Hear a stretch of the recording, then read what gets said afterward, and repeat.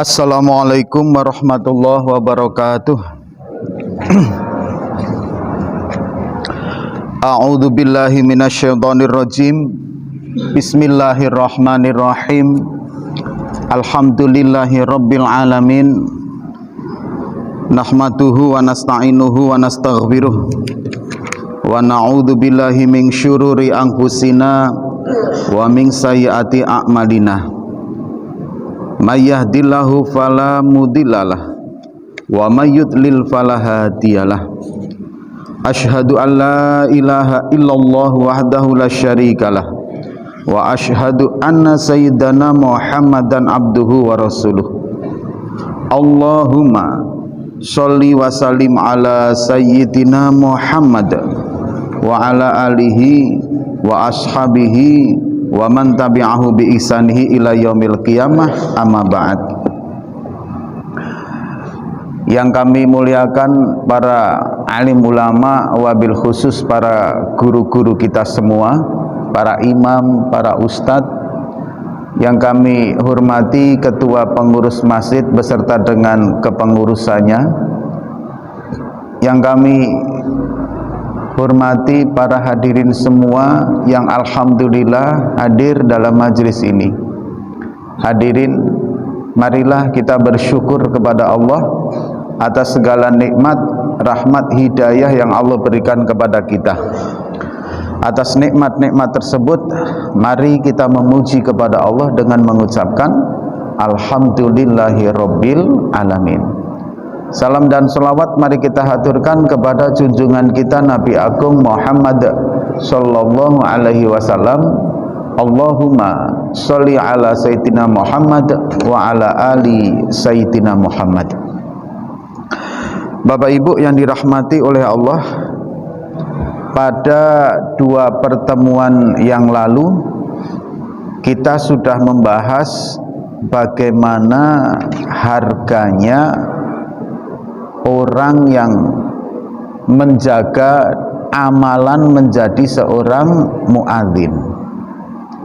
Jadi ada satu hadis yang sangat terkesan sekali, yaitu bahwa ada tiga golongan manusia yang Allah Subhanahu wa ta'ala jaga mereka dari azab kubur. Yang pertama adalah orang yang mati syahid, syahidun, orang yang mati syahid. Yang kedua hadirin adalah seorang muadzin. Yang ketiga orang yang meninggal pada hari Jumat atau malam Jumat. Nah hadirin, yang pertama mati syahid. Proses kematian kita ini hadirin sudah ditakdir oleh Allah Subhanahu wa ta'ala.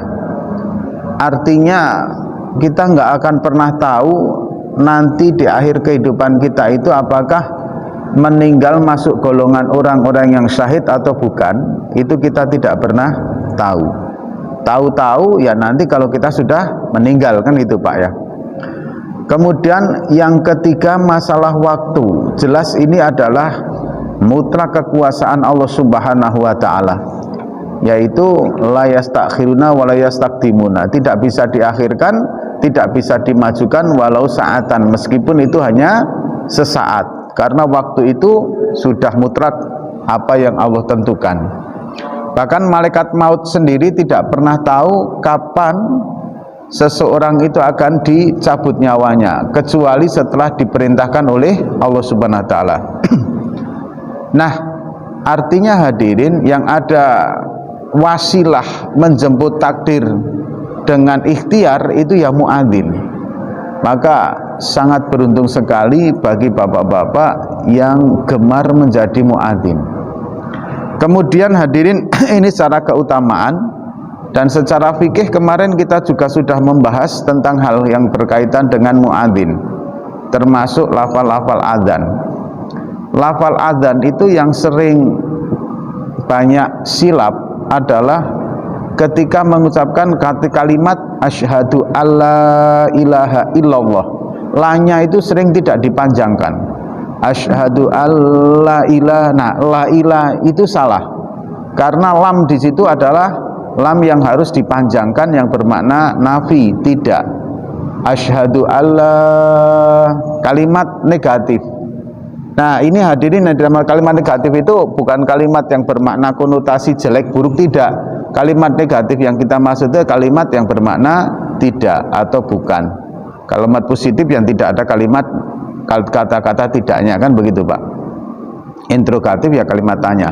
Di situ ada kalimat negatif, maka lanya itu menjadi sebagai lafal yang wajib dipanjangkan. Kemudian ketika iqamat ataupun adzan, sering pada saat kalimat hayya 'alas shalah ainnya dihilangkan. Hayya 'alas shalah gitu Pak. Nah, ini salah itu. Karena ada a-nya, ala. Nah, hadirin yang dirahmati oleh Allah, kemudian kalau iqamat digunakan untuk, kemarin kita sudah bahas, ini hanya mengingatkan. Iqamat yang digunakan untuk adzan dan iqamat di dalam kubur itu tidak juga diganti dengan qad qomatil qiyamah, enggak diganti seperti itu. Tetap qad qomatis shalah. Tidak ada penggantian kalimat iqamah pada saat di dalam, ketika adzan di dalam makom, di dalam kubur. Bagi yang tidak memakai ya monggo silahkan, karena dalilnya itu adalah dalil qiyas. Meskipun kemudian yang mengatakan tidak ada adzan dan iqamah di dalam kubur tetap menolak dalil qiyas tadi. Nah, hadirin, kemudian pembahasan kita yang kedua yang berkaitan dengan masjid, Pak. Yang jelas, yang terpenting sekali mengacu kepada nasihat Rasulullah SAW, idza ra'aitum ar-rajula, ketika kalian melihat seorang laki-laki mulazimal masjid, yang selalu hilir mudik istiqomah ke masjid, fashhadu, maka saksikanlah lahu baginya bil imani, bahwa orang itu mempunyai iman. Nah, ini penting sekali Pak. Kita ini mencari identitas diri di atas dunia ini. Jadi masalah kita menjadi orang masjid itu tidak terkait apakah, mohon maaf, menjadi imam atau menjadi muadzin atau menjadi pengurus atau menjadi marbot, tidak terikat itu. Yang penting kita memakmurkan masjid, itu intinya di situ Pak.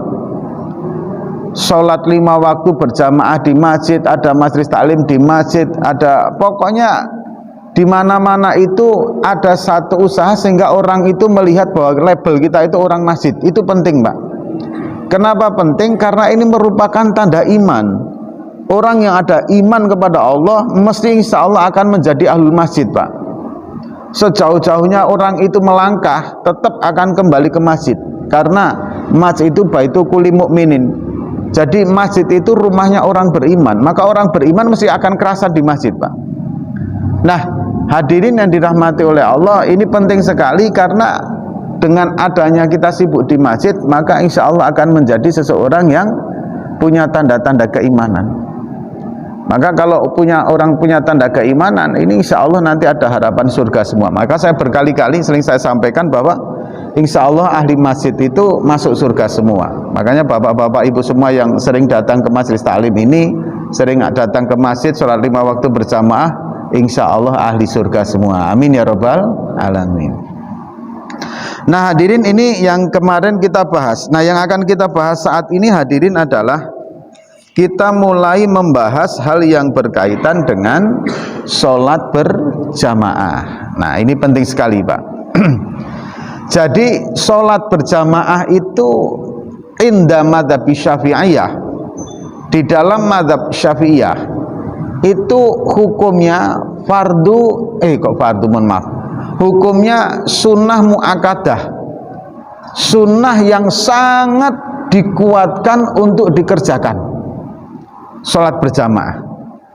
Nah, kenapa ini kita sampaikan? Karena ada salah satu mazhab juga yang mempunyai pendapat bahwa sholat berjamaah itu hukumnya wajib. Makanya sholat 5 waktu kalau tidak berjamaah tidak wajib, tidak sah. Karena hukum sholat berjamaah sholat 5 waktu wajib. Pak, ini kan berat sekali Pak. Alhamdulillah mayoritas kita ini mazhabnya mazhab Syafi'iyah. Meskipun penting sekali salat berjamaah, tapi jatuhnya hukumnya sunnah muakkadah. Nah hadirin yang dirahmati oleh Allah, saking pentingnya salat berjamaah itu Pak, saya pernah dulu mendapat nasihat dari kiai kami. Kata beliau begini, saya ini tidak heran kalau ada seorang waliullah bisa sholat di atas daun pisang, pokok daun pisang. Jadi pokok pisang ada daunnya, kemudian ada orang sakti sholat di atas pokok daun pisang itu. Kalau kata Pak Kiai saya nggak heran dengan orang seperti itu. Itu hanya sebagai trik sulap saja. Kalau beliau malah begitu. Karomahnya itu bukan ke situ yang diinginkan orang yang lurus mustaqim al-iman billah. Kemudian yang kedua, saya nggak heran kalau orang bisa sholat di atas air. Karena saat ini orang itu bayar 300.000 aja sudah bisa sholat di atas air, ya kan itu. Bapak naik roro, maka bisa sholat di atas air, kan itu Pak ya. Bahkan tidak sampai 300.000. Saya tidak heran dan tidak kagum ada orang bisa sholat di atas udara. Anda mempunyai uang 1 juta dari Tanjung Pinang ke Jakarta gitu Pak, sudah bisa sholat di atas udara, karena kita sholat di dalam pesawat, kan begitu. Nah yang saya kagumi, kata Pak Kiai saya itu Pak, yang saya sangat salut itu ada orang yang mampu menjaga sholat 5 waktu dengan berjamaah. Kamu, kata Pak Kiai saya kepada kami waktu ngaji itu, kok 2 tahun berturut-turut bisa menjaga sholat 5 waktu dengan berjamaah, insya Allah kamu akan menjadi waliullah, kekasihnya Allah. 2 tahun berturut-turut tanpa putus bisa menjaga sholat berjamaahnya, waliullah. Nanti kamu tidak akan terasa. Jangankan kok sampai berdoa meminta kepada Allah Pak, batin saja dikabulkan oleh Allah Pak. Dan saya rasa, saya kira bapak-bapak yang istiqomah menjaga sholat berjamaah ini, bapak pasti pernah membatin yang tidak sampai berdoa tapi langsung dikabulkan oleh Allah. Pasti itu ada Pak. Meskipun bapak-bapak nggak merasakan hal itu secara langsung, karena nggak nyadarin, iya ya, saya ini belum berdoa, baru batin saja kok sudah terlaksana gitu loh Pak. Ini karomahnya orang yang menjaga sholat 5 waktu berjamaah itu Pak. Nah hadirin yang dirahmati oleh Allah Subhanahu Wa Taala, luar biasanya berkah sekali Pak. Dan itu akan menjalar kemana-mana. Tentang mukjizat istilahnya Pak ya. Kalau mukjizat itu kan hanya untuk para nabi. Karomah lah. Karomah dan keberkahan yang Allah berikan melalui sholat berjamaah. Nah hadirin yang dirahmati oleh Allah, dalil hadis yang sering kita dengar di dalam mensupport masalah sholat berjamaah itu kan, sholat berjamaah lebih bagus 25 atau 27 derajat daripada sholat sendirian. Kualitasnya kan begitu Pak. Ini sholat berjamaah. Nah dalam kitab Duratun Nasihin halaman 31, halaman 29, ada satu hadis hadirin. Ini akan saya bacakan untuk membangkitkan kesemangatan kita sholat berjamaah. Bismillahirrahmanirrahim. Ruwiya ani Nabi Muhammad sallallahu alaihi wasallam, diriwayatkan dari Nabi Muhammad sallallahu alaihi wasallam, man sholat as-sholatal khamsi ma'al jamaati, barang siapa sholat yang sholat as-sholawatil khamsi, yaitu menunaikan sholat 5 waktu ma'al jamaati bersama jamaah, falahu khamsata asya, maka baginya ada 5 perkara yang akan dia dapatkan. Yang pertama, al-awalu la yusibuhu fakran fidunya, dia tidak akan terkena kefakiran ketika hidup di dunia. Nah ini unik Pak, apa ajib ini. Jadi gini Pak, fakir itu kalau takrif atau definisi mengikuti asnaf zakat, ya kan, adalah satu golongan orang yang dia tidak mempunyai pekerjaan tetap, penghasilannya pun kurang, tidak mampu mencukupi kebutuhan hidupnya. Itu adalah fakir inda asnaf zakat. Jadi fakir itu di bawah miskin, fakir baru kemudian miskin gitu loh Pak. Baru di atas miskin nanti ini tahapannya menjadi munfik. Di atas munfik adalah muzaki. Munfik itu orang yang mampu berinfak. Dia masih bisa menerima zakat, tapi belum mampu untuk berzakat, maka dia kategorinya munfik. Bapak punya penghasilan 5 juta gitu Pak ya, per bulan. Anda belum diwajibkan membayar zakat profesi, karena zakat profesi itu 6 juta 850 per bulan. Bapak punya penghasilan 5 juta, kan Bapak belum punya kewajiban untuk bayar zakat. Ingat, Islam itu tetap agama yang ada batasannya Pak, ada aturannya. Tidak ada zakat ilal ghani, tidak ada zakat laisal zakat ilal ghani, tidak ada zakat kecuali orang-orang yang kaya, artinya orang yang sudah mencapai nisabnya. Bapak tidak boleh, belum berkewajiban membayar zakat, tapi rasa-rasanya kalau menjadi mustahik juga sudah mampu, maka Bapak jatuh dalam posisi yang namanya munfik, orang yang berinfak. Berinfaklah dalam posisi itu. Nah hadirin, kembali ke sini. Ini fakir dalam pengertian yang berkaitan dengan asnaf zakat, kebutuhan hidup, kemudian dilihat daripada segi kacamata materi. Ada fakir yang hatinya yang fakir Pak. Nah ini bahaya sekali Pak. Orang yang fakir dari segi hati itu dia kadang materinya itu sudah sangat mencukupi Pak. Materinya banyak, kemudian pangkat jabatannya juga oke, kehormatan di masyarakat juga oke, tapi hatinya masih fakir terhadap harta dunia. Maka dia akan terus dan terus kurang dan kurang Pak. Sampai dia bisa dibela-belain dengan menjatuhkan harga dirinya, menjilat orang lain untuk mendapatkan harta yang dia inginkan. Meskipun di hadapan orang lain yang secara materi di bawah dia akan bersikap luar biasa genitnya Pak. Dia akan bersikap luar biasa sombongnya, meskipun di hadapan yang lain dia akan menjadi penjilat yang luar biasa. Kenapa bisa seperti itu? Karena di dalam hatinya masih terselip adanya satu sifat fakir. Nah orang yang menjaga sholat berjamaah ini hadirin, nikmat yang terbesar masalah fakir di atas dunia ini adalah hatinya ketika Allah subhanahu wa ta'ala sudah mencabut rasa fakir dari dalam dirinya Pak. Hatinya sudah terbebas dari rasa fakir ini Pak. Maka orang yang sholat berjamaah, mendisiplinkan dirinya sholat berjamaah itu, kadang mohon maaf Pak, secara materi mungkin biasa saja, nggak ada perubahan. Yang menjadi tukang ojek ojol ya masih menjadi tukang ojek ojol, yang jadi petani masih jadi petani, yang kaya pun ya tetap dengan kekayaannya seperti itu Pak, yang tinggi pangkat jabatannya ya tetap dengan itu Pak, sama, nggak ada perubahan dalam segi materi. Tapi yang membedakan dari segi hati. Kalau Allah sudah membebaskan dirinya dari sifat fakir terhadap masalah harta dunia hadirin, ini kenikmatan yang luar biasa. Insya Allah nyaris sempurna bisa menikmati kenikmatan apapun yang Allah berikan kepadanya. Pada saat diberi kekayaan, dia menikmati kekayaannya dengan rasa syukur. Pada saat diberi ujian kefakiran, dia bisa bersyukur dengan ujian tadi. Karena semuanya sudah tidak ada kepentingan yang berkaitan dengan keinginan kerakusan harta dunia Pak.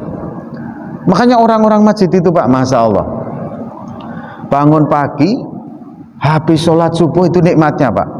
Bangun pagi sudah tahajud, datang ke masjid, sholat subuh berjamaah. Habis sholat subuh Pak, dengerin ceramah, kena kipas angin, ngantuk Pak. Nikmatnya begitu Pak. Mudah saja bisa tidur itu Pak. Habis itu kemudian selesai pengajian, teh dan kopi sudah ready ya kan, itu kan. Apalagi Pak, ini kan nikmat sekali gitu loh. Di luar sana itu Pak, mau tidur saja sampai beli obat tidur, mau ketawa itu Pak, Masya Allah luar biasa.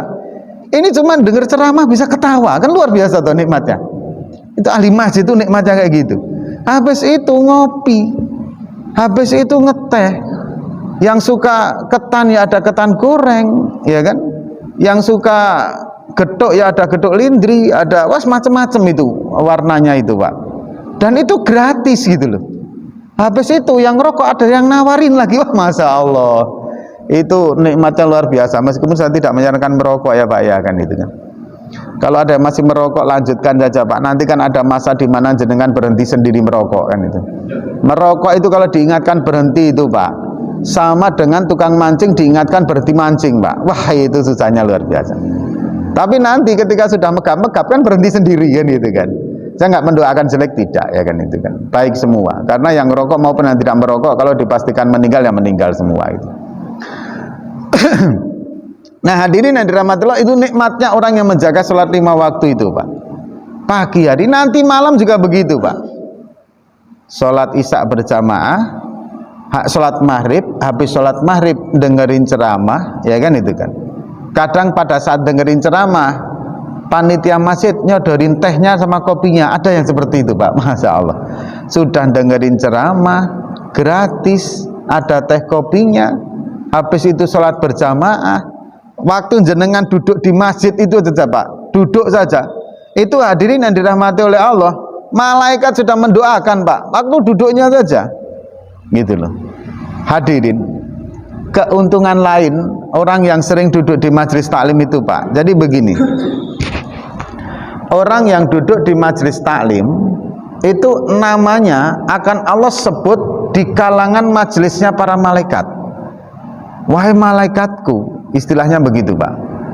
Tengok itu fulan bin fulan saat ini sedang duduk di majelis taklim, majelis ilmu, itu disebut-sebut Pak. Penting nggak ini? Penting sekali. Karena nanti begitu kita meninggal, ruh kita dinaikkan melewati para malaikat itu Pak. Malaikat sudah menyambut, ini toh ruhnya yang sering Allah sebut namanya kepada majelis kami. Itu mereka sudah kenal nama kita.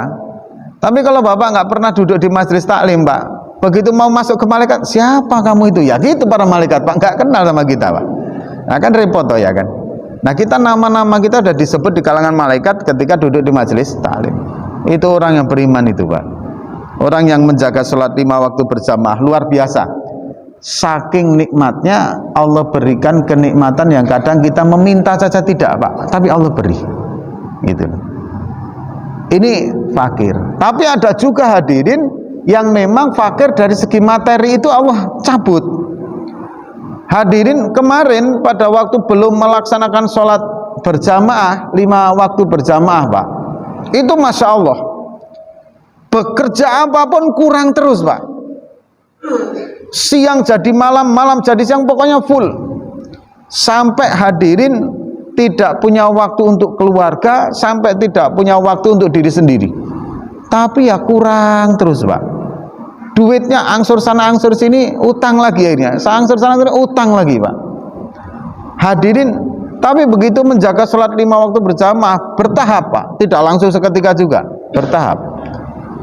Nah ini yang disabdakan Rasulullah, dan itu mesti harus kita yakini kebenarannya, karena yang datang dari Rasulullah mesti benar Pak. Nah kalau jenengan kemudian mendapatkan, saya sudah berusaha sholat 5 waktu Pak berjamaah, tapi kok masih kayak gini-gini aja, hati saya juga masih belum tenang gitu Pak. Kalau Bapak menjumpai itu coba dikoreksi lagi Pak, benar nggak menjaga sholat 5 waktunya? Atau jangan-jangan sholat berjamaahnya dalam satu hari hanya kalau sempat saja, duhur sama maghrib, ya kan? Habis itu jenengan sudah mengklaim dirinya menjaga sholat 5 waktu berjamaah, ya keliru ya kan, itu kan, itu klaimisasi yang keliru. Hadirin yang dirahmati oleh Allah, ini keluar dari sedikit Pak, mumpung ingat. Kita lanjutkan nanti yang sholat berjamaah pekan depan, ini mumpung ingat Pak. Imam Abu Lais As-Samarqandi rahimahullahu ta'ala itu memberikan satu nasihat dalam kitab Tambihul Ghafilin halaman 66. Ini saya ingat sekali Pak ini. Idza arada at-thayyiba fi ajlil kasbi, kurang lebih begitu. Ketika kalian menginginkan sesuatu kebaikan atau keberkahan atau sesuatu yang baik dari mata pencaharian kalian, gitu loh Pak. Menginginkan mata pencahariannya menjadi berkah, menjadi sesuatu yang baik. Ini berkah, ini penting Pak. Sedikit tentang masalah berkah. Jadi hadirin, kalau di dunia pesantren salafiyah Pak, dunia pesantren tradisional itu Pak, kenapa mereka selalu menjaga adab yang luar biasa. Bapak bisa tengok Gus Baha itu kurang apa alimnya Pak. Ketemu Kiai Sagil Agil Sirat cium tangan Pak, ya kan? Kiai Agil Sirat itu ketua PBNU, ketemu habaib guru dia cium tangan Pak, itu loh, kan seperti itu. Kemudian di hadapan para guru-gurunya itu jaga tertib adabnya. Kenapa bisa seperti itu? Jangankan kepada gurunya Pak, jangankan kepada gurunya, sampai adab kepada tempat ngaji itu Pak, kalau di pesantren itu sangat dijaga sekali. Ada meja sering digunakan ngaji, itu sama sekali nggak berani duduk di atas meja itu Pak, khawatir tidak berkah ilmunya. Nah, kaitannya berkah dengan ilmu. Kenapa adabnya dijaga itu? Ya kaitannya itu berkah ilmunya. Nah, berkah ilmunya itu hadirin, artinya kemampuan kapasitas ilmu itu nomor 2, targetnya nomor 1-nya itu berkah Pak. Itu satu. Kenapa hadirin? Karena fakta di lapangan, realitas itu membuktikan Pak. Alumni pesantren yang jadi orang, jadi kiai, jadi ustadz, jadi ulama, itu kadang tidak ditentukan oleh seberapa pandainya, seberapa pinternya saat di pesantren Pak. Kawan saya itu Pak, di pesantren kerjanya cuman nyapu pesantren Pak, karena dia tahu saya kalau mengejar dari segi kepandaian otak saya nggak mampu, maka saya akan menjadi tukang yang berkhidmat kepada pesantren, sapu pesantren pokoknya dia bersih-bersih Pak. Sekomplek itu gede itu dia tukang sapunya, saya kadang salut sekali. Begitu kemarin dengar-dengar dia jadi kiai punya pondok pesantren Pak, padahal kalau secara logika kepandaian nggak mampu juga gitu. Itu berkahnya Pak. Nah hadirin, ternyata filosofi berkah di dalam pondok pesantren itu tidak cuman ditanamkan oleh orang yang ada di pondok pesantren. Lim Sih Liong, ya kan, saya kemarin baru dapat di media sosial itu, Yusuf Hamka, rajanya jalan tol, orang yang triliunan duitnya. Kemudian dia mengutip perkataan Lim Sih Liong, seniornya dalam dunia bisnis. Apa kata Lim Sih Liong itu Pak? Berkah nomor 1, ilmu nomor 2. Jadi rezeki itu yang dikejar berkahnya. Non muslim aja Pak, dalam memberikan satu pendidikan tentang masalah ekonomi dan lain sebagainya, yang dikejar adalah berkahnya. Jadi rezeki berkah itu hadirin, bisa rezekinya banyak, Bapak bisa jadi orang kaya raya, dengan kekayaannya jenengan semakin takwa kepada Allah, maka berkah rezekinya. Tapi ada seseorang yang keadaan ekonominya fakir, miskin, tapi semakin taat pada Allah, maka kefakiran dan kemiskinannya semakin mendekatkan kepada Allah. Itu berkah. Ujian ada yang ujian berkah, nikmat ada yang nikmat berkah. Tapi kebalikannya, ada orang kaya dengan kekayaannya malah justru semakin jauh dari Allah, jadi taat pada Allah, maka kekayaannya tidak ada berkahnya Pak. Kekayaan yang mengantarkan kepada perbuatan maksiat itu kekayaan nggak ada berkah. Karena dengan kekayaan itu dia mendorong kepada dirinya untuk memasuki murka Allah. Naudzubillah min dzalik. Nah kemudian ada juga orang miskin dengan kemiskinannya malah jauh dari Allah, maka kemiskinannya nggak ada keberkahannya Pak. Nah ini Imam Abul Is As-Samarqandi memberikan nasihat Pak tentang berkahnya mata pencaharian. Hadirin, ketika beliau mengatakan begini, ketika kalian menginginkan mata pencaharian kalian berkah, baik, toyib, gak cuman halal, tapi halalan toyiban, sukses dalam segi lingkup secara komprehensif, maka pahamilah, maka penuhilah 5 perkara ini. Nah, ini yang betul-betul saya ingat terus Pak. Inilah pedoman nasihat Imam Abul Is As-Samarqandi untuk kita semua di dalam mencari nafkah. Yang pertama hadirin, ala yu'akhiro min faradaillahi ta'ala li asli kasbi wa nuksonin biha walan nuksonin biha. Jadi gini Pak, jangan pernah mengakhirkan ibadah yang Allah fardukan sebab mata pencaharian kita, dan jangan menghubungkan kurangnya rezeki dengan ibadah kita. Begini Pak, sesibuk apapun jangan pernah mengakhirkan sholat, karena sholat fardunya Allah yang memfardukan. Seberapapun Bapak mau investasi silahkan, tapi jangan pernah akhirkan dalam membayar zakat. Zakat itu penting sekali Pak. Harta yang tidak kita zakati, Allah jadikan ular segede leher unta nanti, yang akan melilit kita nanti pada saat di padang mahsyar. Bapak punya penghasilan, punya harta, kok nggak mau mendizakati? Silahkan, Anda sedang mengalungkan ular pada diri Anda sendiri Pak. Nah ini sudah saya ingatkan. Kemudian hadirin, sholat juga begitu. Anda boleh apapun, tapi jangan sampai mengakhirkan ibadah yang Allah fardukan. Dicoba ini Pak, nanti dicoba. Maka ketika bisa seperti itu, insya Allah Pak, rezekinya mesti akan berkah. Tapi di sisi lain diingatkan, ketika terjadi kurangnya rezeki kita terganggu stabilitasnya Pak, stabilitasnya terganggu, jangan pernah mengkaitkan kekurangan rezeki kita itu sebab karena ibadah kita. Saya sudah ibadah kenceng tapi rezeki saya kok seret ya Pak Ustadz. Jangan dikaitkan dengan itu, karena begini Pak, desain kehidupan dunia itu Allah mendesain orang yang taat kepada Allah diberi rezeki, orang yang tidak taat kepada Allah tetap diberi rezeki. Orang yang taat kepada Allah diberi ujian, orang yang tidak taat kepada Allah juga diberi ujian. Tariku sholah, orang yang meninggalkan sholat, atau orang yang nggak mau menerima Islam sebagai ajaran yang benar. Hadirin, jangan Bapak mengira mereka tidak punya masalah dalam hidup di dunia Pak. Mereka juga punya masalah. Orang yang non-muslim itu juga punya masalah dalam hidup, tapi mereka juga diberi nikmat hidup. Kita sebagai muslim juga diberi masalah dalam hidup di dunia, tapi juga diberi nikmat dalam hidup dunia. Mereka bisa menikmati indera makan, indera pencernaan, mulai dari sebagainya. Mereka bisa menikmati makanan dan minuman, kita juga bisa menikmati makanan dan minuman. Mereka bersetubuh berasa nikmat, kita bersetubuh juga nikmat, karena nikmat di dunia ini Allah berikan kepada yang taat maupun yang tidak taat. Tapi ujian juga begitu Pak, mereka juga dapat ujian.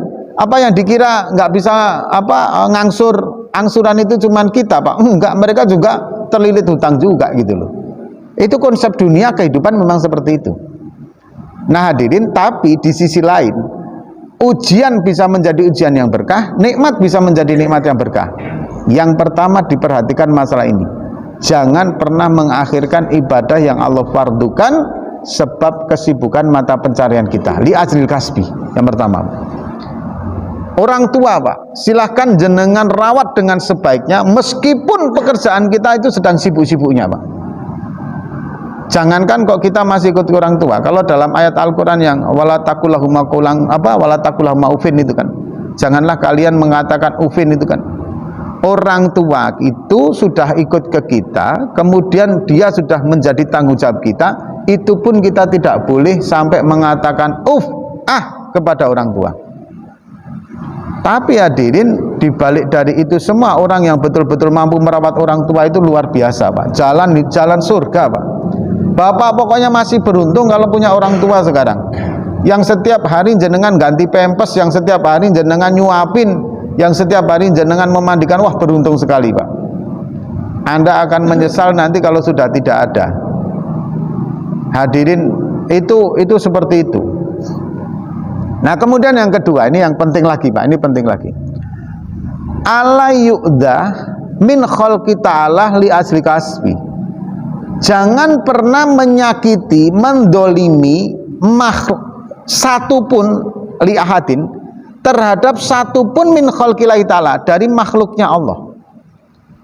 Pekerjaan kita ini jangan sampai mendolimi orang lain. Jangankan kok orang, makhluknya Allah aja jangan sampai Pak. Kalau kita sempat hadirin mendolimi makhluknya Allah sebab mata pencaharian kita, hilang berkahnya Pak. Islam itu mengajarkan sampai begini Pak. Ini ibu-ibu, untuk ibu-ibu ini Bu. Ibu-ibu kalau masak sayur daun singkong, nah kan itu kan. Begitu daun singkongnya sudah matang, ibu-ibu tiriskan, betul nggak Bu? Ya kan? Nah air yang ditiriskan itu masih panas, itu saja tidak boleh langsung dibuang ke atas tanah Pak, itu saja tidak boleh.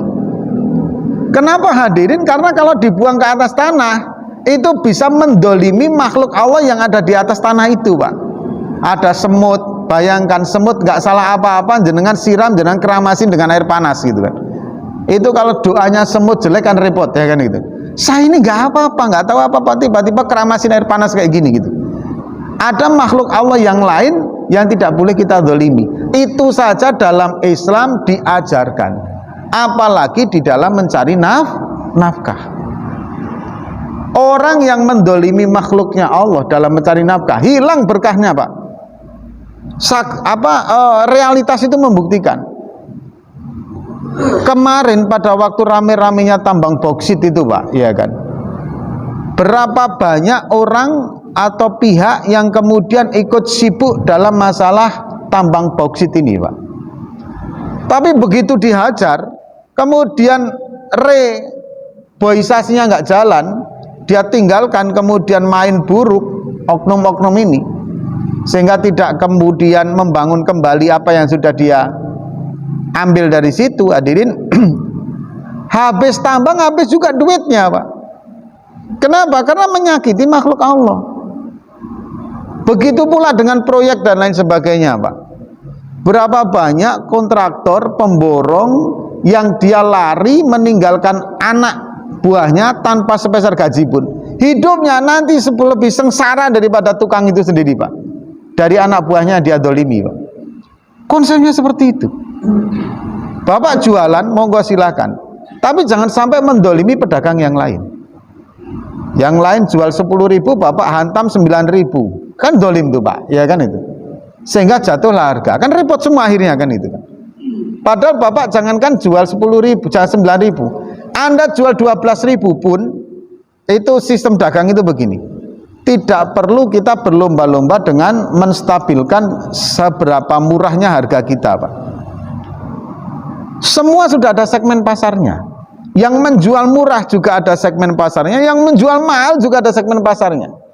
Saya pernah makan bakmi itu Pak, itu harganya 65.000 per porsi, itu ya penuh juga kedainya Pak. 65.000 satu mangkok, ya kan itu. Mie ayam di tempat kita cuma 10.000 Pak, rasanya kurang lebih aja gitu loh Pak, tapi ya ramai juga gitu loh. Nah ada segmen pasarnya sendiri-sendiri. Jadi tidak perlu kita mendolimi orang.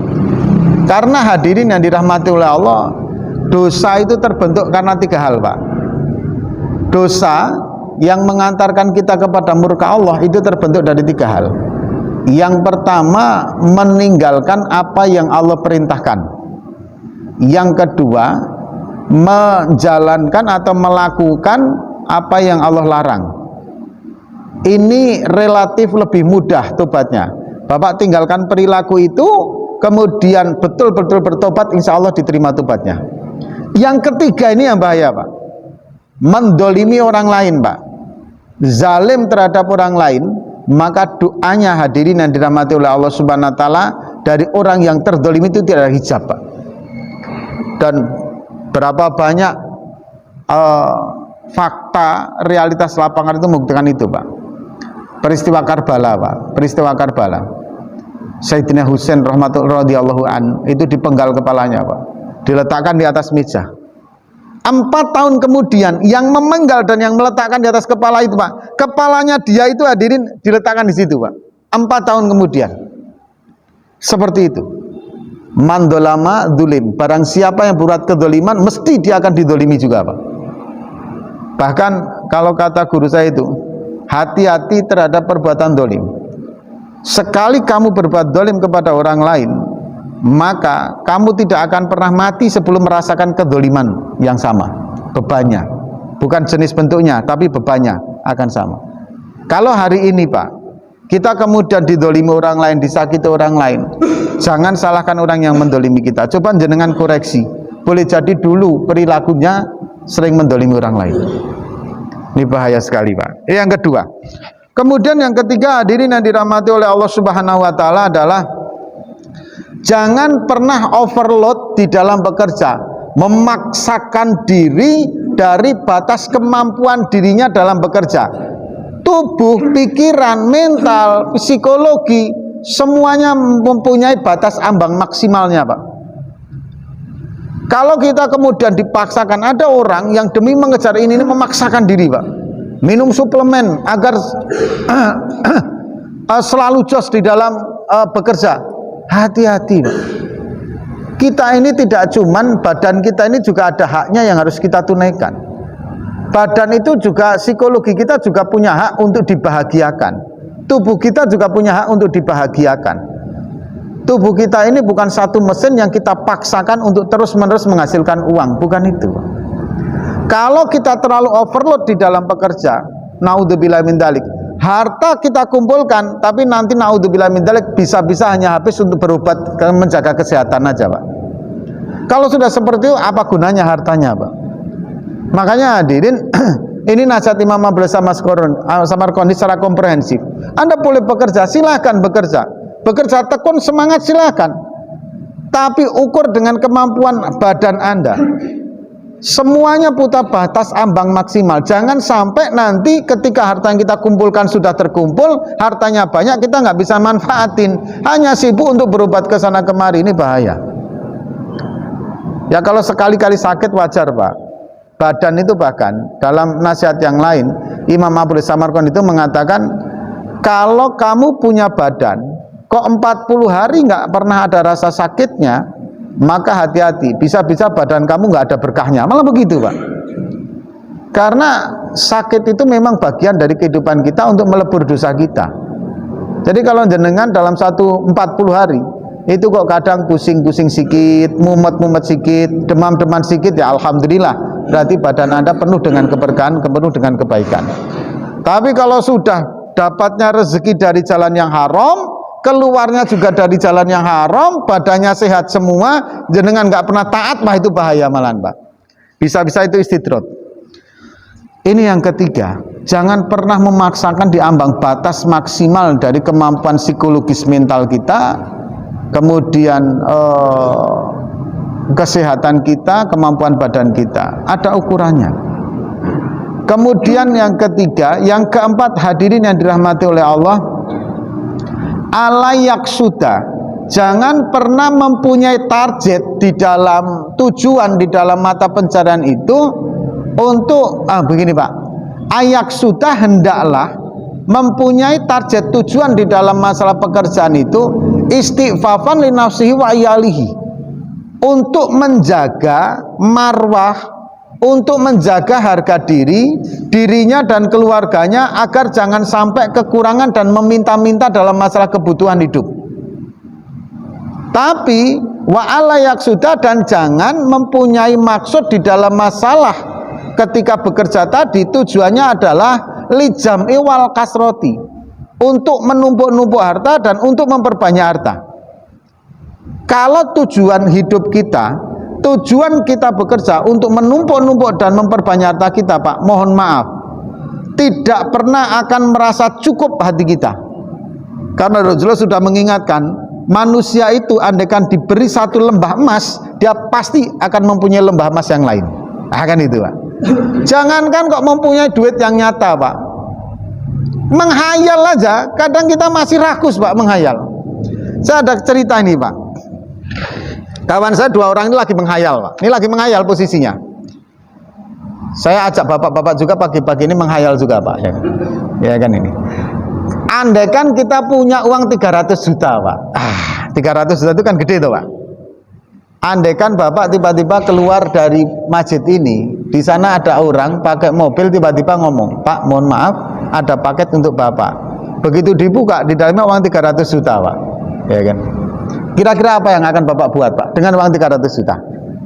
Kawan saya itu bilang begini, saya yang akan saya gunakan gini, Pak Ustadz, yang 100 juta akan saya gunakan untuk memproduksi air galon. Wah, yang 100 juta akan saya gunakan untuk air galon. Oh ya, bagus.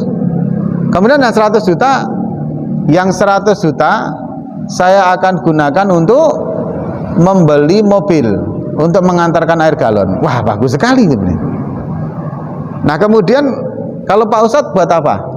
Kalau saya sama, yang 100 juta saya gunakan untuk buat air galon. Ya. Yang 100 juta akan saya gunakan juga untuk beli mobil juga. Sama, saya setuju itu. Kemudian yang 100 juta, untuk apa Pak Ustadz? Yang 100 juta akan saya sedekahkan semua, kata saya.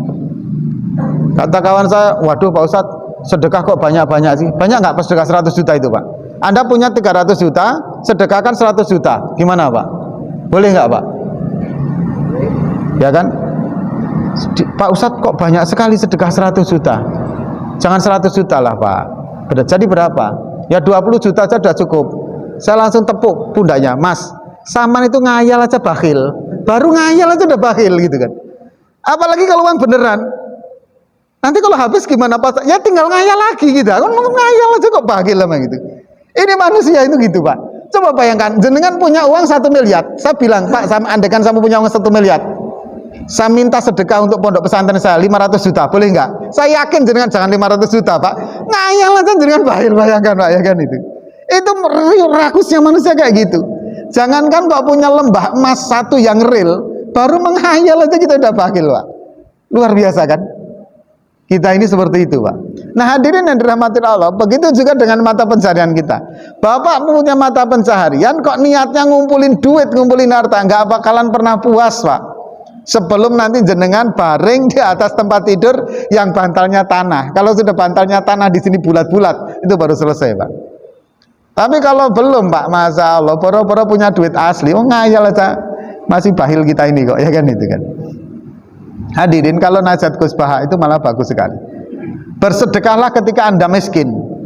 Cepat-cepat bersedekah ketika Anda miskin. Karena ketika Anda kaya, kemungkinan Anda akan dihinggapi rasa bakhil gitu. Bapak punya uang 10.000 Pak, sedekah 5.000. Enak nggak Pak? Enak Pak. Padahal 50% dari harta jenengan, kan begitu. Bapak punya uang 1 miliar, sedekah 500 juta, gimana Pak? Sama-sama 50%. Berat juga Pak.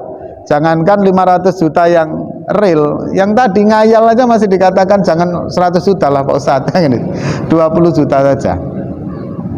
Nah ini hadirin yang dirahmati oleh Allah Subhanahu Wa Taala, masalah tujuan tujuan untuk berkaitan dengan mata pencaharian. Kalau niatnya untuk menumpuk-numpuk harta, maka tidak akan pernah puas. Yang terakhir hadirin, karena udah jam 6 ya.